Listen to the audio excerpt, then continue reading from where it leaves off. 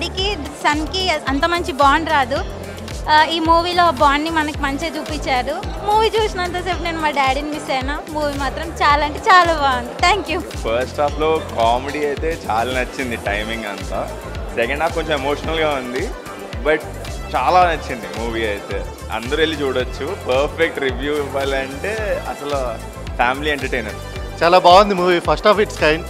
First హాఫ్లో అయితే comedy super, second హాఫ్లో ఎమోషనల్ చాలా బాగుంది. అందరూ బాగా చేశారు. ఫస్ట్ అండ్ ఆర్కెస్ట్రా కూడా చాలా బాగుంది. మ్యూజిక్ వాల్యూస్ని, మ్యూజిక్ ఇంపార్టెన్స్ని చాలా బాగా చూపించారు మూవీలో.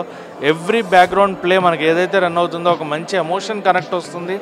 అండ్ ఫ్రెండ్ క్యారెక్టర్ మెయిన్గా మాట్లాడుకోవాల్సింది. ఈ క్యారెక్టర్, ఆ ఫ్రెండ్ క్యారెక్టర్ చేసిన అతను కంప్లీట్లీ ఆ మూవ్ ఆన్ తీసుకెళ్లారనమాట.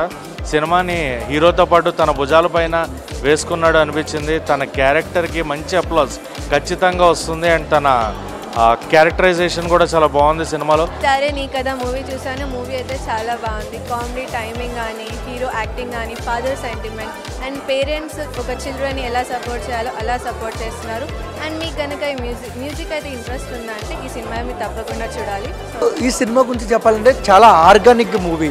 అంటే మనము చాలా స్పోర్ట్స్ సినిమాలు చూసాము, చాలా డ్యాన్స్ సినిమాలు చూసాము, చాలా కమర్షియల్ సినిమాలు చూసాము. కానీ ఈ సినిమాలో నాకు నచ్చింది ఏంటంటే బెస్ట్ మ్యూజిక్ అబ్బా. ఎందుకంటే ఈ సినిమాలో ఒక సోల్ ఉంది. అంటే చూసేటప్పుడు ఒక అంటే ఒక ఫీల్ లోపల నుంచి ఎలా వస్తుందంటే ఇది మన కథ కదా, మనం వెళ్ళే దారిలో జరిగే కథ కదా, ప్రతి మిడిల్ క్లాస్ అబ్బాయి కథ అనేది అనిపిస్తుంది అనమాట.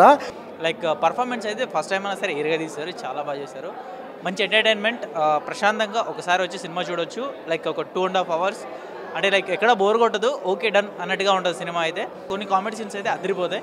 అండ్ కుదిరితే ఒకసారి వచ్చి చూడండి, సినిమా చాలా బాగుంది. Very relatable.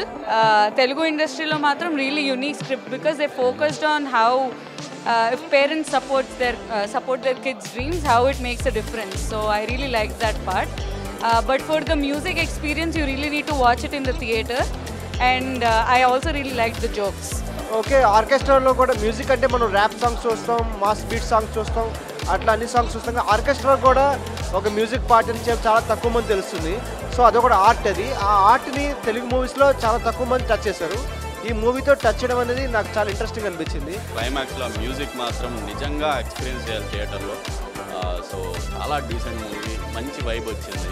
If you are a music lover and an orchestra lover, you will love it. And చాలామందికి ఆర్కెస్ట్రాకి బ్యాండ్కి తేడా తెలియకుండా కంపేర్ చేస్తూ ఉంటారు.